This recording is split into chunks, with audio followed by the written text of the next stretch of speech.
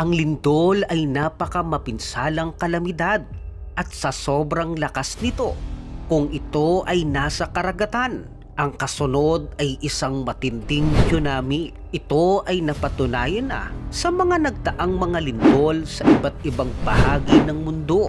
Kaya sa bidyong ito ay aalamin natin ang 5 pinakamapinsalang lindol na tumama sa kasaysayan ng mundo.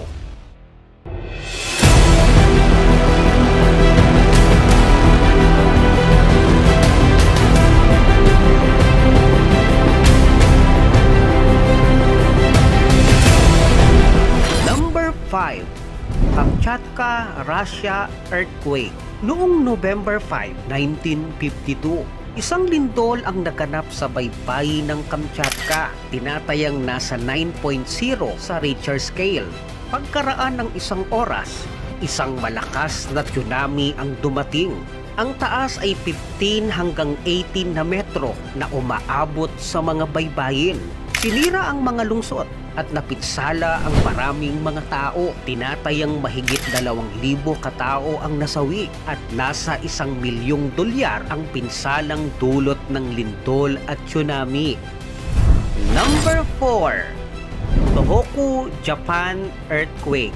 Noong March 11, 2011, naganap ang isang tila bangungot sa mga Hapon dahil sa isang pagyanig na naganap sa kanilang bansa. Tumama ang isang 9.1 magnitude na lindol sa Tohoku, Japan na animoy dinuduyan ang lugar na tumagal ng 6 na minuto at pagkatapos nito, isang nakapangingilabot na tsunami ang dumating sa mga baybayin na may taas na aabot sa mahigit 10 metro. Sa tindi ng pangyayaring ito, mahigit 15,000 ang nawala ng buhay at humigit kumulang sa 2,500 ang nawawala. Nagresulta pa ito ng krisis, pagkasunog, pagkawala ng pagkain at pagkasira ng nuclear power plant. At ang kabuuang pinsala ay umabot sa $199 billion. Number 3. Sumatra earthquake. Noong December 2004, isang lindol sa ilalim ng dagat Indian Ocean ang nagdulot ng tsunami na kinilala bilang pinakanakamamatay at pinakamalakas na lindol na naganap sa Indian Ocean. Ang magnitude ng lindol ay umabot sa 9.1 hanggang 9.3. Ito ang ikatlong pinakamalakas na lindol na natala sa kasaysayan ng mundo. Ang epicenter ng lindol ay malapit sa isla ng Sumatra, Indonesia. Ang lindol ay nagdulot ng mapanirang tsunami na ang taas ng mga alon ay lumalagpas sa 15 metro. Naabot nito ang baybayin ng Indonesia, Sri Lanka, Timog India, Thailand at iba pang mga bansa. Hindi bababa sa 250,000 ang mga biktima.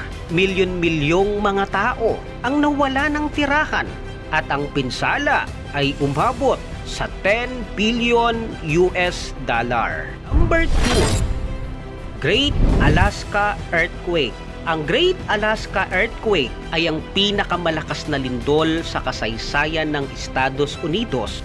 Ang magnitude nito ay umabot sa 9.2 sa Richter scale at ang tagal ay humigit kumulang sa 3 minuto. Maliit na sandali, ngunit sobrang laki ng pinsala. Ang mga pagyanig ay nagdulot ng malakas na tsunami na kumitil ng mas maraming buhay, pagkawasak ng maraming pamayanan at ang bilang ng mga namatay ay mahigit 130 katao.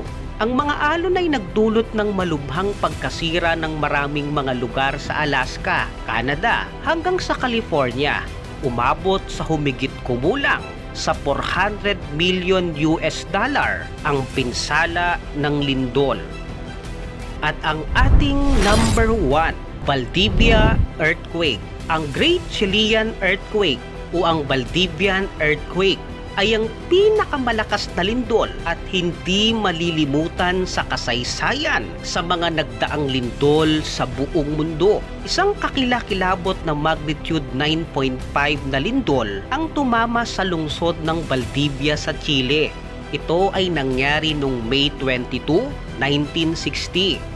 Nagdulot ng napakalakas na tsunami, umabot sa 2 milyon ang nawala ng tirahan. Humigit kumulang sa 6,000 ang mga biktima. Sa lakas ng lindol at tsunami, naramdaman ito sa Pilipinas, ng Japan, Hawaii, Australia at marami pang mga bansa.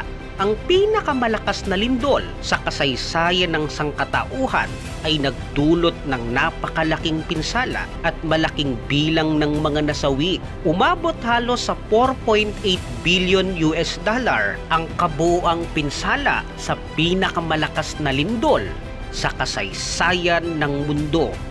Kung mangyari man ang lindol, lagi nating tandaang dumapa, magtaklob at humawak. At higit sa lahat, manalangin at magtiwala sa Diyos.